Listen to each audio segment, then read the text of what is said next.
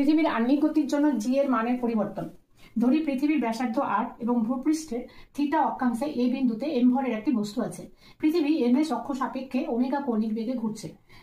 যেহেতু পৃথিবী ওমেগা কৌণিক বেগে ঘুরছে, সুতরাং এই বিন্দুতে অবস্থিত বস্তুটিও স্মল আর ব্যাসার্ধের বৃত্তপথে ওমেগা কৌণিক বেগে আবর্তন করছে। স্মল আর হলো এম এর অক্ষ থেকে এই বিন্দুর দূরত্ব।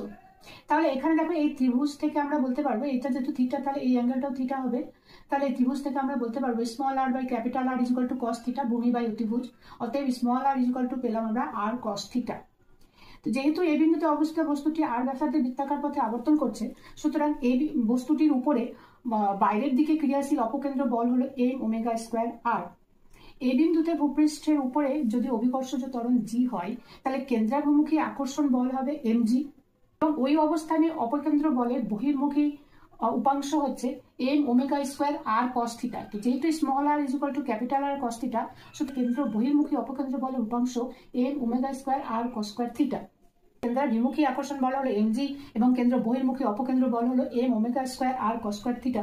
সুতরাং এই বিন্দুতে কেন্দ্রাভিমুখী লব্ধি বল হচ্ছে F is equal to MG minus M omega square R cos square theta.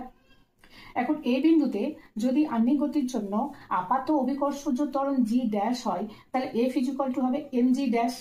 সুতরাং এইখানে F is equal to M G minus M omega square R cos square theta, এবং পাচ্ছি F is equal to M G dash. অতএব M G dash is equal to এটা, অর্থাৎ M G dash is equal to M G minus M omega square R cos square theta.